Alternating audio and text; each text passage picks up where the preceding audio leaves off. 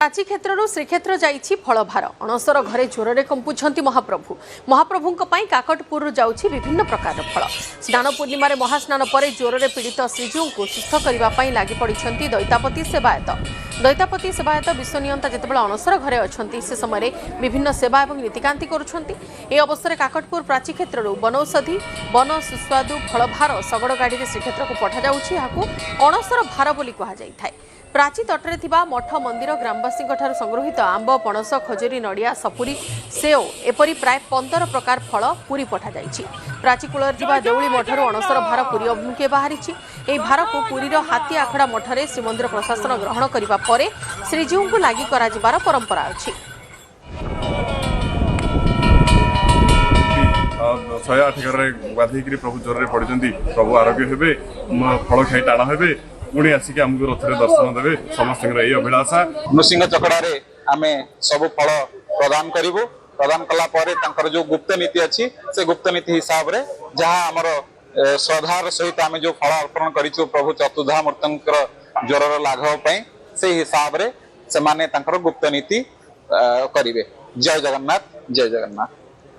आज अणसर नवमी तिथि आज अणसर उपचार विधि अनुसार ओषो लागिर शेष दिवस आसंता काली दशमी रे चका विजे करिवे श्रीजीव सेपटे काली दशमी रे अणसर ताटी भितर दैतापति सेवायतंक गुप्त उपचार पर श्री विग्रहंक शरीररू ताती ओह्लाइथिबा बेले आज शयन अवस्थार उठी चका उपर विजे करिवे महाप्रभु। अन्यपटे श्री विग्रहंक संपूर्ण सुस्थता पई राजवैद्यंक द्वारा प्रस्तुत 10 मूल मोदक श्रीमंदिर गारदरे जिमा दिया जिवो। 10 मूल मोदक सेवन पर संपूर्ण सुस्थ हेबे श्रीजीव। आ दशमी तिथि रे चका विजे करिवे यहाँ पर चकटा एवं पणा भोग लगी कराजिवो।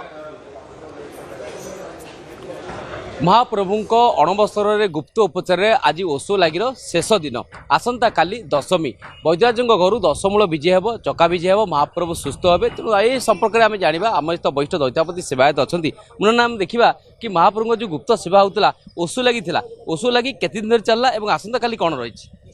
सर्वप्रथम पुरी सहरवासी एवं ओडावासी को मोर कृतज्ञता।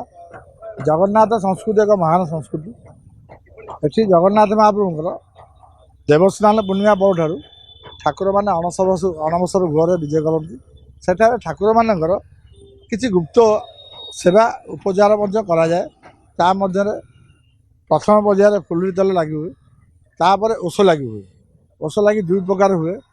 प्रथम ओषो लगी ठाकुरंकर जदि पहंडी में किसी क्षत विगत होता भी शरीर ताहा निराकरण कराए। द्वितीय पर्यायर आउ गोटे अच्छी आमको जहाँ कहते पानी ओष से कार्य भी समापन हो जाना उपशम करा ओदा वस्त्र दि जाए। आज तो शेष है जान से कार्य आसंता काली दशमी चका विजय ठाकुर सुस्थ है जो आसन बसिले आसन रु चका उपरको विजय करेंगे। जगन्नाथ महाप्रभु मंदिर विजय करने दिन गुंडीचा मंदिर जन्मवेदी यज्ञवेदी 4टी आसन प्रस्तुत हो। से 4टी आसन पूर्व गोटे संख्या लगी था रत्नवेदी रत्न मंडप रत्न सिंहासन एवं रत्न आसन।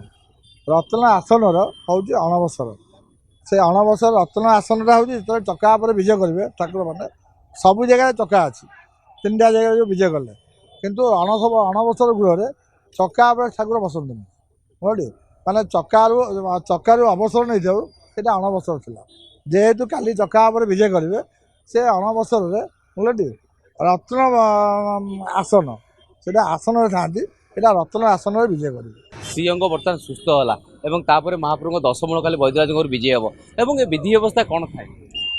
महाप्रभु अणबस्तर गृह 15 दिन महाप्रभु गुप्त उपचार कार्य कराए विभिन्न तिथि अनुसार महाप्रभुर भितर विभिन्न प्रकार कार्य कराए। पंचमी तिथि जपरी फुलुरी लगी कराए ओषो लगी कराए। दशमी तिथि वैद्यराज पाखु आसीता मंदिर से आनिक उपस्थापन करते। एकादशी तिथि यहाँ दैतापति सेवायत मैंने महाप्रभु पाखे समर्पण करते जहाँकि महाप्रभु यही औषध खाइबा परे सुस्थ होता महाप्रभु निजर सिंहर चंदन कराल गजपति महाराजंकर श्रीनहर को भेटी हिसाब से पठाई। तो ये मंदिर परंपरा जो रही से परंपरा अनुसार विगत दिन आज पर्यंत महाप्रभु से नीतिकांति समस्त सेवायत मैंने अणबस्तर गृह समस्त कार्य गुप्त थाए। महाप्रभु वर्तमान ओषो लगी आगामी काली महाप्रभुंर दशमी तिथि चका विजय करा चका विजय पर महाप्रभु टिके सुस्थ हबार खबर पाइबे और पर महाप्रभु 10 मूल भोग करा महाप्रभु संपूर्ण सुस्थ हबार खबर सारा विश्व को जनाई दिए शुणुले कि गोटे पटे महाप्रभुंर द्वादशी एथर क्षय रही तेणु महाप्रभुंर उत्सव लगी आज शेष उत्सव लगी आसंता काली वैद्यराज घर आसब कविराज घर आसब 10 मूल महाप्रभु श्रीअंग लगी कर महाप्रभु काली चका विजय हेबे चका विजय में महाप्रभु सबू साष्टांग हेबे एवं रंगीन वस्त्र रंगीन फूल लगी हेबो एकादशी रे घंटा घंटा बाजिबो एवं महाप्रभुंकर स्वतंत्र भाव में नीतिकांति करा जिवो जेमति भाव में महाप्रभु नीतिकांति होउतले किंतु गोटे पटे अलंसर सुस्थ होई महाप्रभु नवजौवन उभारे भक्त को दर्शन देबे भक्त माने मध्य महाप्रभु सानिध्य पाई खुशी अनुभव करेंगे महाप्रभु प्रस्तुत हेबे महाप्रभुंकर घोषयात्रा सेपटे रथ त्रय मध्य सजाइलाणी रथ मध्य श्रृंखले काम चली रथर मध्य शेष स्पर्श दिखाऊँगी तेणु गोटे पटे रथ प्रस्तुत पथ प्रस्तुत एवं सेपटे महाप्रभु कालिया साहते मध्य प्रस्तुत होलाणी चकानन को देखा भक्त मध्य आतुर हेलाणी पुरी कैमरामैन अमरेंद्र सह त्रिनाथ मल्लिक अक्षय मिश्र न्यूज 18 ओडिया।